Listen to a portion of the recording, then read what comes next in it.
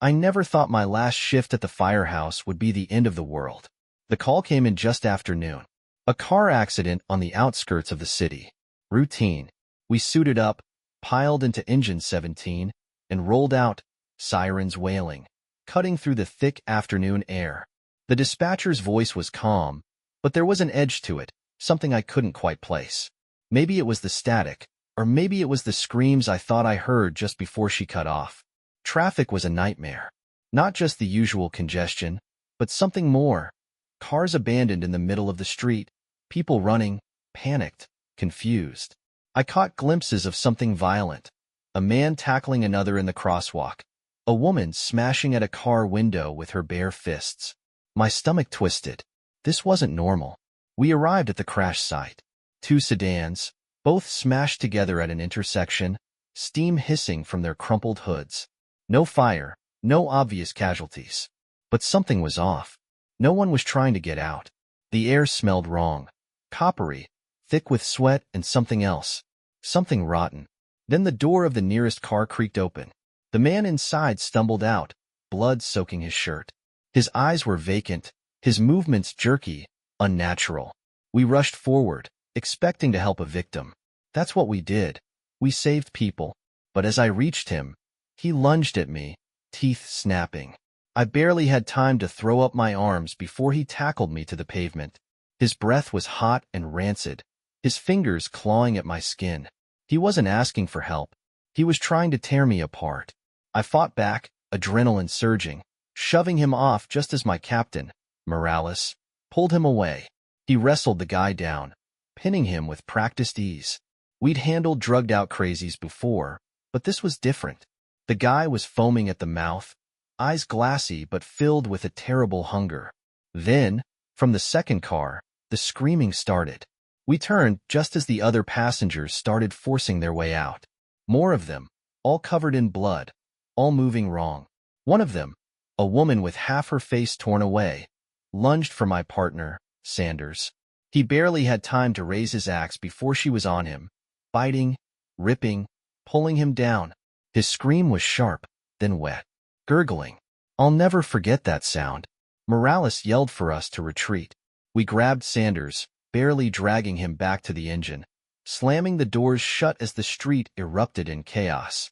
The infected, because that's what they were, some kind of sickness had taken them, were everywhere, pouring out of buildings, chasing down anyone too slow to run. Police sirens screamed in the distance, gunfire cracking through the city. But it wasn't enough. It wasn't stopping them. We tried to call it in. Dispatch was down. The entire radio system was flooded with overlapping, frantic voices. Containment breach. Unknown virus. Shoot for the head. We sat in stunned silence for a moment. Then Morales turned to me. We get back to the firehouse. We bunker down. I nodded. It was the only plan that made sense. But deep down, I knew, we weren't going to be putting out fires anymore. The whole world was burning. The engine roared beneath us as we sped back toward the firehouse. The city was falling apart around us. Screams, sirens, gunfire echoing through the streets. The infected were everywhere, swarming over cars, tearing through buildings. The radio was useless, a chaotic mess of broken transmissions and desperate cries for help. Then my phone rang. For a second, I just stared at it, disbelieving. It shouldn't have even been working. Most lines were already down. But there it was, vibrating in my pocket, a beacon of something still functioning in the madness. I answered it on instinct. A girl's voice, shaking, frantic. Hello? Is anyone there? Please. I need help. I'm here, I said, trying to keep my voice steady. Where are you? The BP station on 10th and Main. I locked myself in the bathroom. They're outside. Please, don't let them in. I looked at Morales, gripping the wheel like a vice. There's a girl trapped in a gas station up ahead. We have to go. We can't stop, Morales barked. We get to the firehouse, we regroup. That's the plan. If that were your kid in there, would you say the same thing? I shot back. His jaw clenched. Silence. Then, a sharp nod. Sanders, check the gear. We're making a detour. The gas station was a war zone. The front windows were shattered, racks of snacks and supplies overturned and looted. Bodies, some human, some not, littered the pavement. A half-dozen infected pounded on the bathroom door, their moans carrying on the wind. We hit them hard. Sanders took the lead, his axe cleaving through rotten flesh like butter. Morales covered him with the shotgun we kept for emergencies. I rushed forward, kicking one of the creatures away from the door before slamming the butt of my fireman's Halligan into its skull. The door creaked open a crack. Wide, terrified eyes peeked through. Are they gone? Yeah, I panted. You're safe now. Come on, we have to go. She stumbled out, shaking, a teenager no older than 16. Blood spattered her hoodie, but she didn't look bitten. Thank you. Thank you so much. No time for thanks, Morales growled. We have to move before more show up. We grabbed what supplies we could, water, protein bars, medical kits, before shoving back into the engine and peeling out of there. The girl, Sarah, sat in the back, gripping her knees, whispering prayers under her breath. The firehouse was still standing. For now. The garage doors were shut, the reinforced walls unbroken. We pulled in fast, barricading ourselves inside. We stock up, we rest, and then we figure out our next move, Morales said, his voice heavy with exhaustion. We can't stay here forever.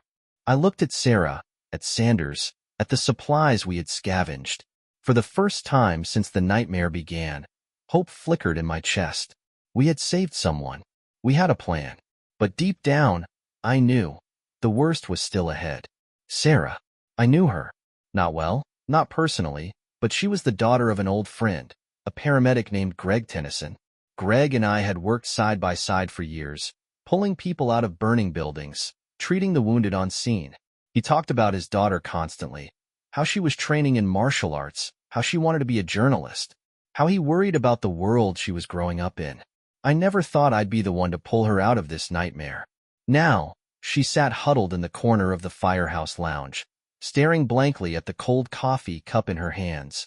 She had stopped shaking, but her eyes still held that haunted, lost look. I wanted to tell her it would be okay, that we'd get through this, but I wasn't sure if I believed it myself. Morales and Sanders were sorting through supplies, whispering between themselves about next steps. We were safe, for now, but that wouldn't last. We needed information. I booted up the firehouse laptop. The internet was spotty, slow, but still functional. I started digging. Government emergency sites, down. News pages, nothing but automated error messages. Social media was a mess of frantic last updates, grainy cell phone footage of chaos, desperate pleas for help. My stomach twisted as I scrolled. There were no coordinated responses, no clear answers. Only fear. Then I found something. A partially functioning site maintained by the National Guard. It had a list of confirmed safe zones, though half of them were already flagged as compromised. One name stood out, McGuire Air Force Base. Still operational. Still accepting survivors. I clicked to see updates. Last confirmation was 6 hours ago. Not much, but it was something. Morales, I called. He came over, glancing at the screen. McGuire's still standing. If we're going anywhere, it should be there. He nodded, rubbing his jaw. How far? Couple of hours. Less if we don't hit any major blockades. That's assuming it's still there by the time we get there. It's the best lead we have. Morales exhaled, glancing over at Sarah. All right. But before we make any calls, we check the radio. See if we're really alone out here. I set up the short wave, scanning frequencies. Static. More static. Then, voices. Broken. Faint. But human. Anyone out there? Repeat. Anyone. Survivors at? I grabbed the mic. This is Firehouse 17. We hear you. Where are you? What's your status? Silence. Then a crackle. Firehouse. God, someone's still alive. We're holed up at City Hall. Low on supplies. Need help. Can you reach us? City Hall wasn't far, but it was a gamble. A risk. I looked at Morales. What do you think? He sighed, staring at the map. We save who we can. That's the job. I nodded. Then let's go. How many of you are there? I asked into the radio, gripping the mic tightly. A pause. Then the voice crackled back, tense, exhausted. 3 of us. 2 guards, ex-police. We've got weapons, but we're running out of ammo. 1 civilian. She's hurt. I exchanged a glance with Morales. What floor are you on? 2nd. Barricaded in the mayor's office. We blocked the stairwell, but they're pounding at the door. Won't hold forever. Sanders cursed under his breath. Sounds bad. How many infected? Too many to count. The streets are crawling. We thought City Hall would be safe. We were wrong. I turned to Morales. We can't leave them. We take 2 vehicles, move fast. Get them and get out. He nodded. We go in heavy, no room for mistakes. We take the ladder truck and the SUV. We use the siren as a distraction. Draw the infected to one side, while we extract them from the other. Sarah, still sitting in the corner, looked up. That's dangerous. So is doing nothing, Morales said. And we don't do nothing. I grabbed the keys, checking my gear. Let's move. The drive was harrowing. The streets were war zones, burned-out cars, crumbling buildings, bodies strewn about. Some moved. Some didn't. We cut down side streets, avoiding the worst of it. The closer we got, the thicker the horde became. Grotesque figures shambled through the wreckage, moaning, searching. City Hall loomed ahead. A once proud structure, now a fortress barely holding together. Windows were shattered. Blood streaked the steps. A barricade of office furniture had been hastily stacked against the main entrance. Siren now, Morales barked. I flipped the switch. A deafening wail ripped through the air. Instantly, the horde reacted, heads snapping toward the noise. They started moving, slow at first, then surging in a writhing mass toward the ladder truck. Go! Go! I yelled. Sanders and I bolted for the side entrance. The door was intact but locked from within. I pounded on it. We're here. Open up. A moment, then a scraping sound. The door cracked open, revealing 2 men, grizzled, hollow-eyed, gripping rifles like lifelines. Behind them, a woman lay on a desk, pale, clutching a bloodied bandage on her leg. We can't stay here, one of the guards said. Help us get her out. Sanders moved in first, slinging the woman over his shoulder. I covered the rear, scanning for movement. The siren outside was still blaring, but the infected were cleverer than we thought. Some had stayed back, sensing prey inside. We have to move. I hissed. Morales' voice crackled through the radio. You've got a minute. They're coming back. No more hesitation. We pushed through the doorway, sprinting for the SUV. The guards covered us, firing into the approaching figures. The woman groaned but stayed conscious. We reached the vehicle just as the first of the infected rounded the corner. I shoved the guards inside, jumping in last as Morales floored it. The wheels screeched. Bodies thudded against the doors. We sped away, leaving the horde behind. Everyone okay? I panted. The woman moaned weakly, but the guards nodded. We're alive. That's enough. Morales exhaled sharply, gripping the wheel. Then let's get the hell back. The road back to the firehouse was a gauntlet of destruction. Fires still smoldered in the distance, sirens wailing from abandoned police cruisers. The infected roamed in clusters, moving aimlessly until something caught their attention. We kept our speed, maneuvering around wreckage and debris, every second counting. Then, out of nowhere, a figure bolted from the shadows. He was fully geared, helmet, tactical vest, night vision goggles mounted but flipped up. He carried an M4 carbine, moving with trained precision. The moment he saw us, he sprinted toward the SUV at full speed, waving one arm frantically while gripping his rifle with the other. Help! Don't stop, just go. Let me on, he shouted, his voice sharp, commanding, but tinged with desperation. I barely had time to react before Morales swerved, trying to gauge the situation in an instant. The decision had already been made for us. The man didn't slow. As the SUV roared past, he took a running leap, his boots slamming against the hood with a metallic thud. He hit hard, but he held on, gripping the grill like his life depended on it. Jesus Christ! Sanders shouted, twisting in his seat, gun raised. "Hold your fire." I snapped. "He's human." The man held up one hand, signaling peace, the other clutching the hood of the SUV as Morales gunned the engine. "Drive. Don't look back," he bellowed. Behind him, in the rearview mirror, I saw what had sent him running. An overwhelming wave of infected, their dead eyes locked onto us, their twisted bodies lunging over wreckage and fallen corpses with unnatural speed. Morales floored it. The SUV tore through the ruined streets, the tires screeching as we weaved through burning debris and overturned vehicles. The man on the hood barely moved, his grip solid, his body lowering to brace against the wind. He didn't scream, didn't panic. He just held on. The firehouse loomed ahead, still intact, its heavy barricades standing firm. We honked 3 times in sharp succession, the all-clear signal. The gates groaned open just enough for us to squeeze inside before slamming shut with a resounding clang. As soon as the vehicle stopped, the stranger rolled off the hood, landing on his feet in one fluid motion. His movements were precise, calculated, like a man who had seen too much war to be fazed by anything anymore. Weapons were drawn, tense stares exchanged. No one trusted anyone now. "Everyone accounted for?"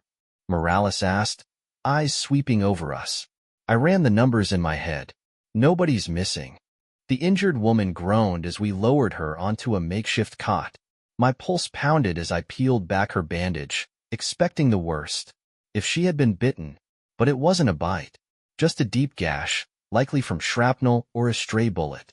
The relief that washed over me was almost enough to buckle my knees. The newcomer knelt beside me, his eyes scanning the wound with clinical precision. "She'll be fine," he muttered. "Bites are the only thing that spread it." His voice was steady, but there was something behind it. Oh wait, he had seen this before. He had lost people to this before. Morales straightened up, rifle still in his grip. "Who the hell are you?"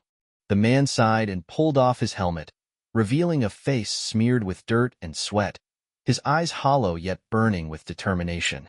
"Sergeant Cole Harris, Special Forces. My unit was assigned to keep the perimeter. We were supposed to hold back the infected, by time for evacuations." His hands clenched into fists. "That plan fell apart fast. Most of my squad is dead. I lost contact with the survivors. As far as I know, I'm the only one left." Silence swallowed the firehouse. The weight of his words settled over us like a blanket of ash. Another piece of the world had crumbled away. Another man left behind in the chaos. I looked at Morales. "What do we do with him?" Morales studied Harris, measuring him. Then, he exhaled and shouldered his weapon. "We do what we always do." He turned to Harris. "Welcome to the firehouse." Harris nodded, but there was no relief in his expression, just quiet understanding. The battle wasn't over. It had only just begun. Sergeant Cole Harris moved with a soldier's efficiency. The moment Morales gave him the all-clear, he unfastened his heavy backpack, letting it drop to the ground with a dull thud. Without wasting time, he crouched beside it, unzipping the main compartment and pulling out gear with practiced precision. First, he checked his M4 carbine, ejecting the magazine and giving it a quick once-over before sliding it back into place. He had a sidearm, a well-worn SIG Sauer P226, which he laid on the cot beside him. Then came the ammo, neatly stacked magazines, each one checked methodically. Knives, medical packs, a map case, and a set of night vision goggles followed. He moved like a man who had done this 1,000 times before, as if preparing for battle was second nature. The firefighters watched him in silence. There was something hypnotic about the way he worked, his hands steady, his face unreadable. When he finally spoke, his voice was calm, but there was an edge to it, a lingering tension just beneath the surface. "All right," he said, breaking the silence. "You've got a stronghold here, supplies, weapons, a secure perimeter. But what's your plan?" Morales exchanged a glance with me. We had been running on instinct, making decisions on the fly. We had rescued who we could, secured what was necessary, and fortified our station. But a long-term plan? That was something we hadn't truly laid out. "Survive," Morales finally said. "Help where we can, keep this place locked down." Figure it out as we go. Harris gave a slow nod, but his expression remained neutral. Survival's good, but it's not enough. You need structure, defense, contingencies. If this place gets overrun, where do you go? If supplies run low, where do you resupply? If someone gets bit? He let the last part hang in the air, and the weight of it was almost suffocating. We need a plan, I admitted. A real one. Harris exhaled, rubbing his face before standing. Then let's start making one. Morales took a deep breath, leaning against the table where a crude map of the city was spread out. The edges were worn, places marked in red pin, abandoned zones, potential supply caches, heavy infected areas. It wasn't much, but it was what we had. Before everything went to hell, we caught a transmission from the National Guard, Morales started. It mentioned McGuire Air Force Base still being operational. We don't know if that's still the case, but if any kind of military structure is left, that's our best shot. Harris nodded, arms crossed. That's a good start. If McGuire's still intact, it could mean shelter, supplies, maybe even an evacuation point. But it's a gamble. What's your approach? I stepped in. The plan was simple. Secure transport, take as many survivors as we can, and move out in a convoy. We planned to make a stop at a warehouse we marked here. I tapped a spot on the map, near the industrial sector. Last we checked, it had food, medical supplies, and fuel. We were going to load up before making the trip. Harris narrowed his eyes. What about routes? What's the risk factor? We mapped 2 options, Morales said, pointing at the map. One takes us through the highway. It's fast, but it's risky. More open ground, more abandoned vehicles, and higher chances of running into a horde. The other route is through back roads and suburban areas. Slower, but better cover. We'd be able to maneuver around blockages easier. Harris studied the map, his fingers tracing the routes. All right, what about contingencies? What if the base is compromised? What if the warehouse is picked clean? You guys ready for worst-case scenarios? I exchanged a look with Morales. We had been so focused on getting out, we hadn't truly thought about what we'd do if things went south. We weren't planning to go in blind, Morales said, though there was hesitation in his voice. But you're right. We need contingencies.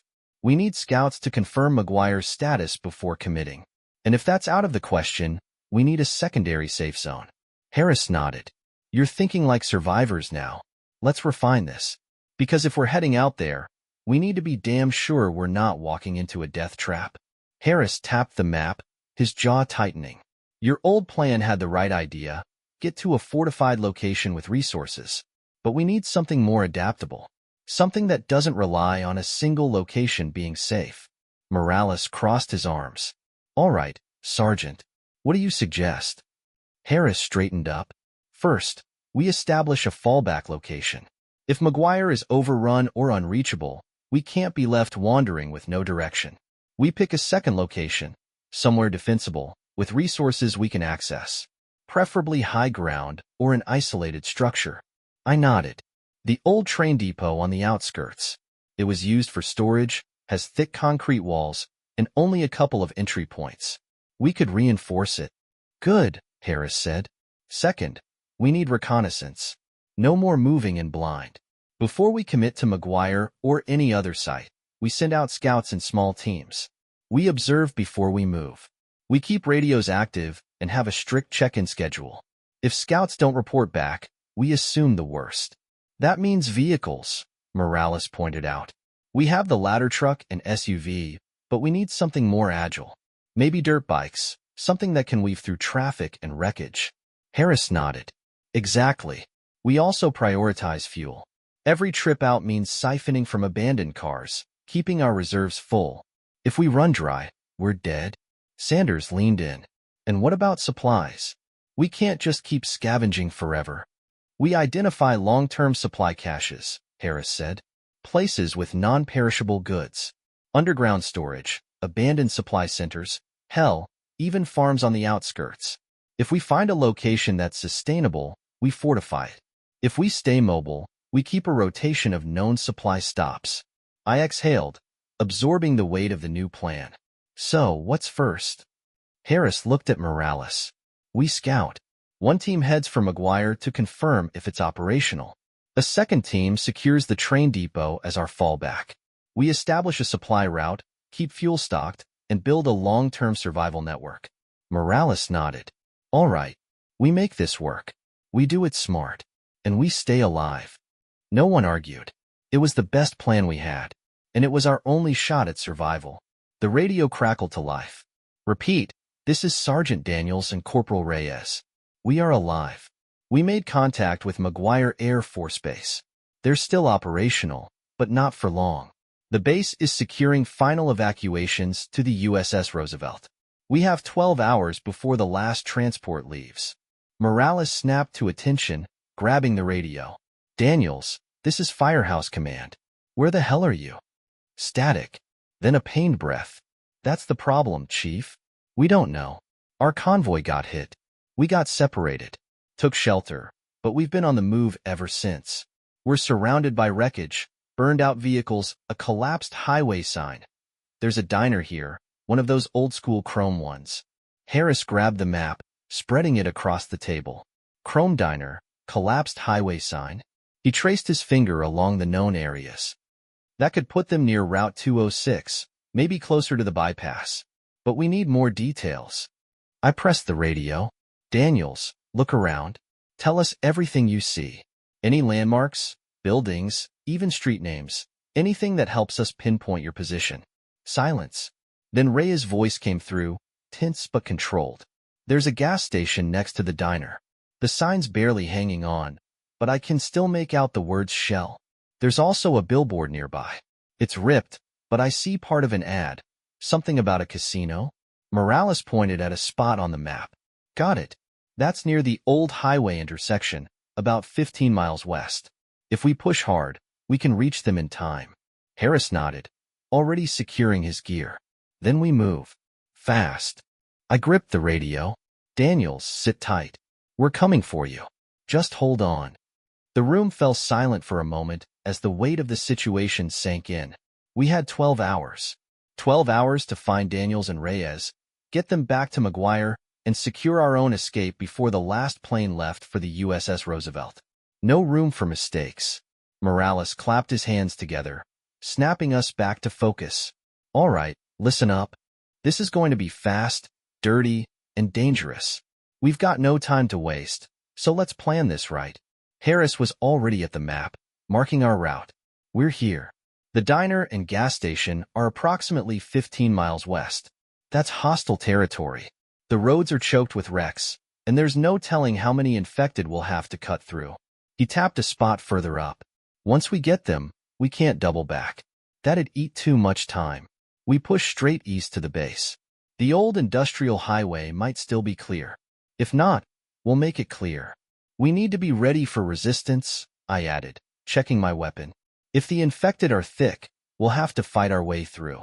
And if anyone else out there sees us making a break for safety, they might try to stop us. Agreed. Morales turned to Harris. We'll need 2 vehicles. The SUV for the quick grab-and-go, and the ladder truck as support. We can use its sirens to lure infected away from the diner while we extract them. Harris nodded. Good. That gives us a distraction. We'll roll in fast, keep the engines running, and minimize exposure. Who's driving? I'll take the SUV, Morales said without hesitation. Harris, you'll ride shotgun. Cover me. I'll handle the ladder truck, Sanders said. If things get hairy, I can pull a hard turn and draw them away. That leaves me and Sarah on foot, I said, locking eyes with the girl. She looked pale but determined. We'll handle the extraction. We get Daniels and Reyes out of there and into the SUV as fast as possible. No delays. What about supplies? Sarah asked. If we have time, we should grab fuel, food, whatever we can.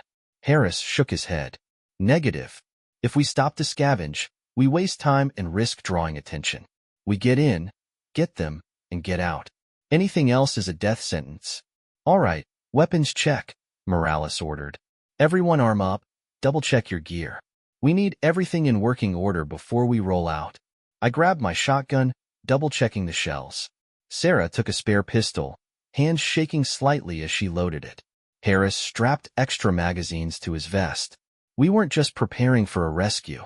We were preparing for war. Minutes later, we stood by the vehicles, engines idling. The firehouse, once our safe haven, now felt like a cage. The infected outside the barricades groaned, sniffing the air, their bodies twitching at the sound of our preparations. "One last thing," Harris said, looking us over. "If something goes wrong, if we get split up, we meet at the outskirts of McGuire. No detours. No waiting. If you're left behind, you find your own way. Understood?" A grim silence, then a round of nods. We understood. Morales exhaled, gripping the wheel. "Then let's do this." With that, we peeled out of the firehouse, leaving our sanctuary behind, heading straight into the unknown. The clock was ticking. The room fell silent for a moment as the weight of the situation sank in. We had 12 hours. 12 hours to find Daniels and Reyes, get them back to McGuire, and secure our own escape before the last plane left for the USS Roosevelt. No room for mistakes. Morales clapped his hands together, snapping us back to focus. "All right, listen up. This is going to be fast, dirty, and dangerous. We've got no time to waste, so let's plan this right." Harris was already at the map, marking our route. "We're here. The diner and gas station are approximately 15 miles west. That's hostile territory. The roads are choked with wrecks, and there's no telling how many infected we'll have to cut through." He tapped a spot further up. "Once we get them, we can't double back. That'd eat too much time." We pushed straight east to the base. The old industrial highway might still be clear. If not, we'll make it clear. "We need to be ready for resistance," I added, checking my weapon. "If the infected are thick, we'll have to fight our way through. And if anyone else out there sees us making a break for safety, they might try to stop us." Agreed. Morales turned to Harris. "We'll need 2 vehicles. The SUV for the quick grab-and-go, and the ladder truck as support. We can use its sirens to lure infected away from the diner while we extract them." Harris nodded. "Good. That gives us a distraction. We'll roll in fast, keep the engines running, and minimize exposure." "Who's driving?" "I'll take the SUV," Morales said without hesitation. "Harris, you'll ride shotgun. Cover me." "I'll handle the ladder truck," Sanders said. "If things get hairy, I can pull a hard turn and draw them away." "That leaves me and Sarah on foot," I said, locking eyes with the girl. She looked pale but determined. "We'll handle the extraction. We get Daniels and Reyes out of there and into the SUV as fast as possible. No delays." "What about supplies?" Sarah asked. "If we have time, we should grab fuel, food, whatever we can." Harris shook his head. "Negative. If we stop to scavenge, we waste time and risk drawing attention. We get in, get them, and get out. Anything else is a death sentence." "All right, weapons check," Morales ordered. "Everyone arm up, double-check your gear. We need everything in working order before we roll out." I grabbed my shotgun, double-checking the shells. Sarah took a spare pistol, hands shaking slightly as she loaded it. Harris strapped extra magazines to his vest. We weren't just preparing for a rescue. We were preparing for war. Minutes later, we stood by the vehicles, engines idling. The firehouse, once our safe haven, now felt like a cage. The infected outside the barricades groaned, sniffing the air, their bodies twitching at the sound of our preparations. "One last thing," Harris said, looking us over. "If something goes wrong, if we get split up, we meet at the outskirts of McGuire. No detours. No waiting. If you're left behind, you find your own way. Understood?" A grim silence, then a round of nods. We understood. Morales exhaled, gripping the wheel. "Then let's do this." With that, we peeled out of the firehouse, leaving our sanctuary behind, heading straight into the unknown. The clock was ticking. The city was a corpse, decayed and hollow, its streets filled with wreckage and death. As we drove, the SUV and the ladder truck barreled through abandoned cars, forcing a path where none existed. Our sirens blared intermittently, enough to distract any infected ahead, but not long enough to draw them behind us. Harris sat in the passenger seat of the SUV, rifle in hand, scanning every shadow. 15 miles, he muttered. "If we keep this pace, we'll be there in 10 minutes. "Let's hope we have 10 minutes, Morales replied, knuckles tight on the wheel. In the ladder truck, Sanders kept pace, his hands steady. I sat beside him, gripping my shotgun. Sarah sat behind me, checking her pistol over and over again. How much resistance do you think we'll face? She asked. Enough to make this interesting, I answered. The diner appeared on the horizon, its once polished chrome exterior smeared with soot and blood. Next to it, the Shell gas station stood in eerie silence, its sign flickering.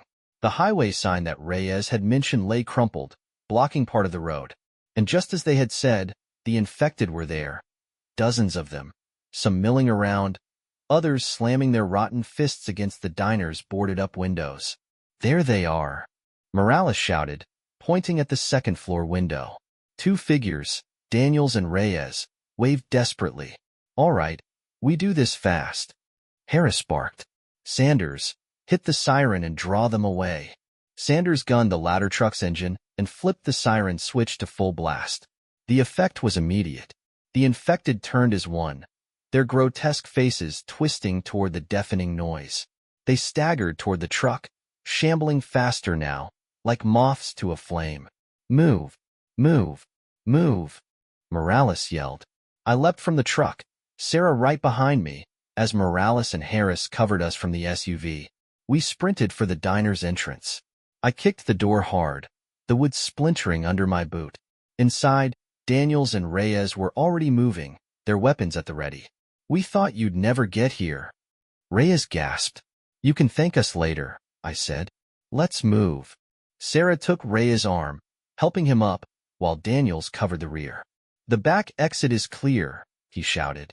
We burst through the kitchen and out into the alley. The SUV skidded to a stop, Morales already throwing the doors open. Go. Now. Reyes and Daniels climbed in first, Harris right behind them. Sarah scrambled into the back, and I barely had time to slam the door shut before Morales floored it. Sanders, we're clear. Get out of there. I yelled into the radio. The ladder truck spun in a hard turn, its siren still blaring.